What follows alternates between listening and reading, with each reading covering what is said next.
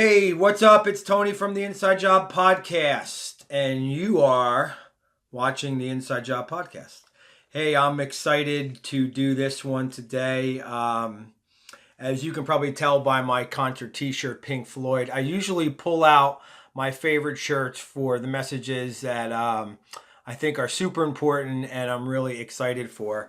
But to tell you the truth, I'm excited to share this message, but a little bit apprehensive too, and mostly because it has some things in it that I find hard to I don't even really want to believe, that I find hard to embrace and to grab a hold of.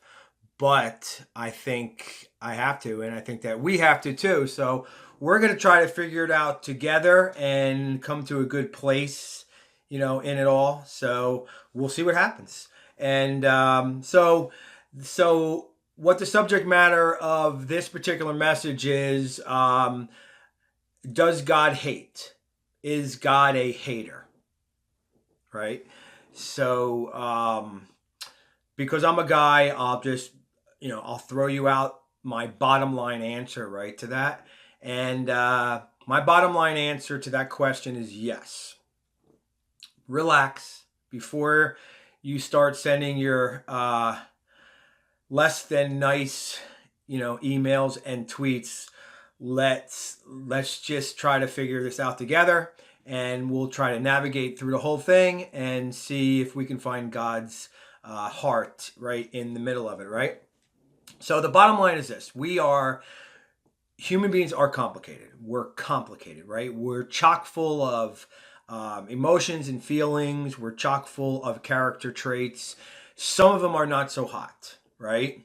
And like anger or jealousy, pride, hate, most of the time, all those things when they come out are motivated by not so good, emotions or character traits, right?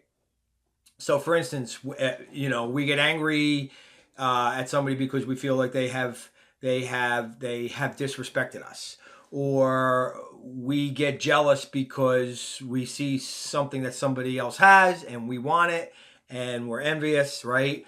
Or every now and again, not myself, of course, but every now and again, we're even prone to hate somebody because we hold grudges, and that festers and it sort of grows into hate, right? But the truth is this: God has those exact same character traits. He has those exact same he has those exact same emotions, right? He gets angry, he gets jealous, he even hates, right?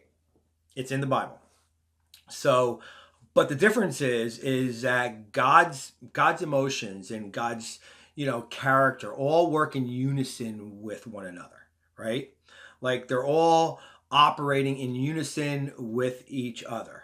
So what I mean by that in short is that whenever God gets angry, whenever God gets jealous, or whenever God hates, right? It's compelled. It's the result. It's undergirded by his his holiness, his compassion, and ultimately his love.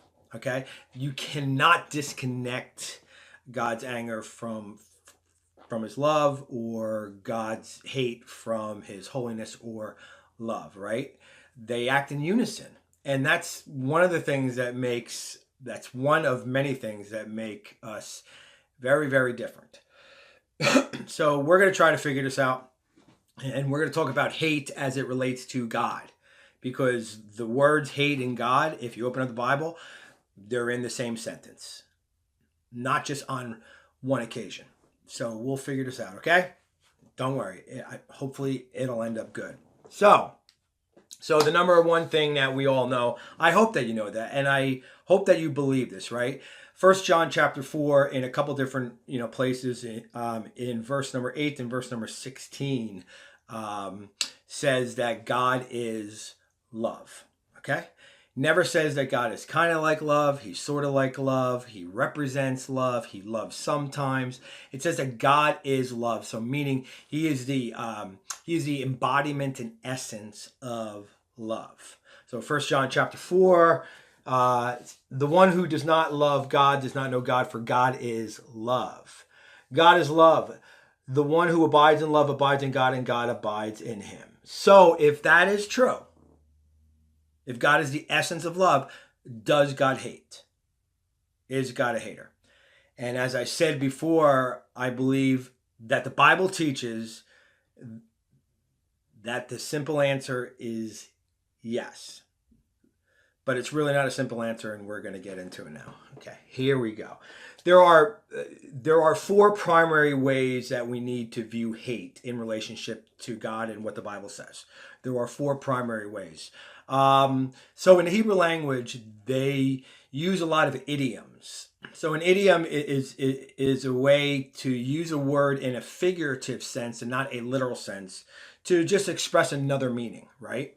So the Bible uses hate in this regard several different times. So the first way is so the first way that we see hate used in the scriptures is in relationship to Jacob and Esau, way back in the book of Genesis. So Isaac and Rebekah. Isaac was the son of Abraham, and Isaac and Rebekah had twin boys, Jacob and Esau. Esau came out first. He was born first. So when you were born first in that culture, in that time, you got the whole 9 yards, right? You got God's inheritance. You got God's blessing. Like, you were the anointed one in the family who received the greater blessing and the greater inheritance. Okay, it's just the way it was. So, but when Jacob and Esau were born, God threw an audible. Okay, God threw an audible. And what he did, so it's referenced in Malachi chapter 1, but Paul references Malachi chapter 1 in Romans chapter 9. So that's where I'm going to read it from. It says this: for though the twins were not yet born and had not yet done anything good or bad, so that God's purpose according to his choice would stand, not because of works, but because of him who calls, the older will serve the younger. Just as it is written, Jacob I have loved, and Esau I have hated. Okay? So this word hate that we first see come up here in this way is an idiom, right? It's used in a figurative way to denote another meaning. And simply, it's meant to express God's sovereign choice, God's preferential choice. Okay, that at the end of the day, it's not going to be by works. It's not going to be where you're born, how old you are. That's going to get you, into God's grace. It's going to be by God's sovereign preferential choice. And so, for some reason, God chose Jacob and chose, Israel to reveal himself to and to reveal himself through. Okay, so we don't know why, but this word hate is simply used to express God's preferential choice. Okay, so that's the number one way that the word hate is used in relation to God in the scriptures. The number two way it's used as a comparison word. So it's used to compare one thing to another, right? So Jesus expresses this in Luke chapter 14, and these are intense words. I want you to just, just imagine and pretend for a second, right? Humor yourself that you were sitting on the ground listening to Jesus. Never heard this from anybody. Ask yourself, what would you do? Would you continue following this guy, or would you turn tail and say, I'm out of here? Right? Because these are intense words, especially, if you don't have hundreds or thousands of years to analyze them and to discuss it and to, these are pretty intense words. So this is what Jesus says. He says, unless you hate your father, your mother, your children, your brothers, your sisters, even your own life, you cannot be my disciple. pretty intense. So let me ask you something. How can the same God, Jesus, who gave Moses is the fifth commandment, which is honor thy father and mother, now be saying I want you to hate, hate them? Right. He's not doing that, right? So this word hate is merely used as a word that actually means to love less than, right? That so in comparison to everybody else, even your wife, even your kids, even your mom and dad, your love for me and your allegiance to me in comparison looks like hatred, right? Your so your love and allegiance for me is a greater love, and in comparison, all other affections and allegiances compared to the one that you have for me looks like hatred. Okay, so it's used as a comparison word, right? To compare one thing to another thing. Okay, that is the number. That is the number 2 way hate is used in the scriptures. The number 3 way it's used is one that if you're a parent, you can relate to easily. You can vibe with this one, no problem. So let me just read a couple verses. So Zechariah chapter 8 in verse number 17, this is what God says. Do not plot evil against each other, and do not love to swear falsely. I hate all this, declares the Lord. And then in Isaiah chapter 1 in verse number 14, he gets intense again. He's talking to the nation of Israel, and he says this. God's pretty intense, isn't he? Yeah. Your new moon festivals and your appointed festivals I hate with all of my being. Like God made it a point to express that every nook and cranny of him has hatred for this behavior. So this in a nutshell is hatred of behavior, hatred of evil, wrong behavior. Okay, and if you're a parent, you can vibe with this one easily, especially if you have teenagers or even like adult kids. So you can raise your kid and you can be the best soccer coach that they ever had, or a soccer mom or whatever, and then they go through high school and then they get to college. And they get jammed up and they meet all the wrong friends and they start acting like a bunch of knuckleheads, and they get into drugs and they start using and they start selling drugs. Well, I don't think any mom or dad is going to love that behavior, right? You are going to hate that behavior, knowing that it's going to lead to disaster. It's going to lead to an colossal train wreck in their lives, right? So you hate the behavior, right? And you hate it, why? Because you love your kid. So that's another easy one. So I think the first 3 ways that we see hatred as it corresponds to God is easy to relate to, embrace, and vibe with, right? The 4th way is it kind of makes you cringe. It makes me cringe a little bit. It's what kind of made me nervous, right? Even about hopping on board here today. But I don't see how we get around it because it's in the scriptures. So we got to deal with it. And here it is. Let me ask you a question. So everybody says this, and you've heard it, like 1,000 times. God hates the sin and loves the sinner. So is that true? Does God hate the sin and love the sinner? Yeah, sure he does. But have you ever thought about this? Have somebody, ever asked you this? Does God hate the sin and hate the sinner? Have you ever been asked that? Have you ever thought about that? And according to the scriptures, the answer is yes. Okay? Relax, don't worry, it'll be okay. So Psalm 5 and verse number 5 says this. The boastful shall not stand before your eyes. You hate all evildoers. And Psalm 11 verse number 5. The Lord tests the righteous, but his soul hates the wicked and the one who loves violence. And then in Proverbs 6, it says 7 things that the Lord hates, right?